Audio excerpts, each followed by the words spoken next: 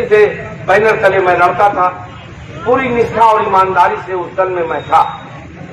पूरी कहीं मेरी निष्ठा में सुई की नोक बराबर की कोई शक सुबह या किसी चीज की कोई गुंजाइश नहीं।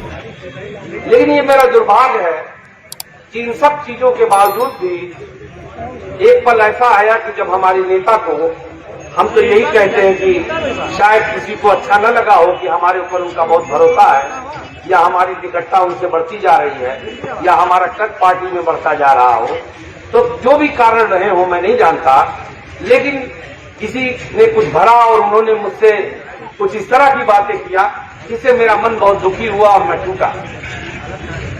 क्योंकि मैं राजनीति सम्मान के लिए करता हूं। ये राजनीति मुझे मेरे बच्चों की परवरिश के लिए कोई ये माध्यम नहीं।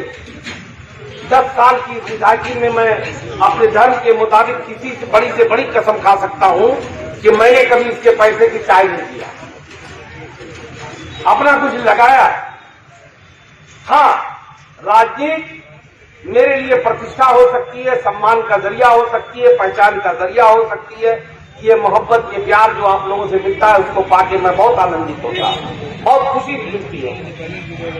और मैं बहुजन समाज पार्टी में इसके बहुत मजबूती से रहता था, पहाड़ की तरह से कि बड़े बड़े विरोधी आ जाए मैं उनके सामने भी लग जाता था, क्योंकि मेरी नेता का मुझ पर बड़ा अटूट विश्वास है। और उस दिन मुझे धक्का भी यूं ही लगा, इसलिए ज्यादा लगा कि मुझे लगा कि पता नहीं क्या हो गया एकाएक, और कुछ चीजों से मैं बहुत आहत हुआ और मैं भावुक आदमी हूं, और फिर मैंने भावुकता में इस्तीफा दिया। उसके बाद मुझे एक दूसरे दल से मेरा संपर्क हुआ, उन लोगों ने मुझे बुलाया, मुझसे बात की और मुझे ले गए, और जो उसका शीर्ष नेतृत्व था उनसे मेरी बात हुई, बहुत आदर सम्मान भी दिया, बहुत कुछ कहा। अब उसको कहने की कोई जरूरत नहीं है। मैं इसलिए ये बातें बताना चाहता हूं अपनी जनता को, क्योंकि मुझे लगता है कि आपका हक है जानना। और बहुत जो आखिरी लेवल हो सकता है उस पार्टी का, उनसे मेरी राष्ट्रीय अध्यक्ष से बात हुई और बहुत कुछ उन्होंने मुझसे कहा। और अंत में एक छोटी सी बात आपको बता दूं कि उन्होंने कहा इस सीट पे तो कोई विवाद ही नहीं है, ये सीट हम 25 साल से हार रहे हैं, और जो हमारे प्रत्याशी भी है लाइन में उनको तो हम 2 बार लड़ा चुके हैं, वो हार चुके हैं, हम एडजस्ट कर।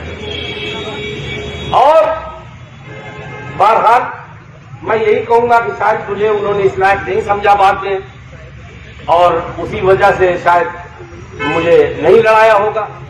मुझे दुख इस बात का नहीं है कि इतना बड़े लेवल पर बात होके और बार बार बात होकर के और मेरे साथ ऐसा हुआ, कोई बात नहीं। बहुत से लोग जाते हैं, आवेदन देते हैं, अपनी बात कहते हैं और नहीं होता। लेकिन मुझे दुख इस बात का हुआ कि मैं इस्तीफे के बाद अपने घर बैठा था, मुझे घर से बुलाया गया, मुझे बुला के मिला गया और इतनी बातें की गई कि उसके बाद कोई बात शक करना एक अपमान नहीं होता। मेरी हिम्मत भी नहीं पड़ती कि मैं किसी पे शक करूं। लेकिन जब समय निकलने लगा और 10 दिन, 15 दिन, 20 दिन, 25 दिन, 30 दिन, तो जो लोग हमारे दोस्त हमको ले गए थे, जिन लोगों ने ये बात जिनके सामने होती है, अच्छा ये भी अच्छा है कि मैं अकेला नहीं था, एक हमारे मित्र हैं, पूर्व मंत्री थे, वो भी वहां बैठे। तो तब मैंने उनसे कहा, मैंने कहा यार बहुत टाइम लग रहा है, कोई दिक्कत हो तो हम देख लें कहीं। तो उन्होंने कहा कि भाई अगर कमाल करते हैं आप तो हमारा भी नुकसान करा देंगे।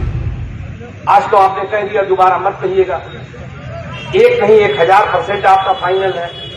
तो हम भाई उनकी बातों में यही समझते हैं कि ठीक है, कोई बात नहीं है। लेकिन बहरहाल समय वो निकलता गया और उसके बाद हम दोबारा भी मिले, दोबारा भी वही बातें हुई और ये कहा गया कि कोई बात नहीं है, बस बात इतनी सी है कि हम चाहते थे कि उन लोगों को बुला के समझा दें और वो समय नहीं मिल पाया। मगर आप ये मत समझिएगा कि हम आपको टाल रहे हैं, कोई दूसरी बात है। इतने बड़े लोग जब कोई बात को कहते हैं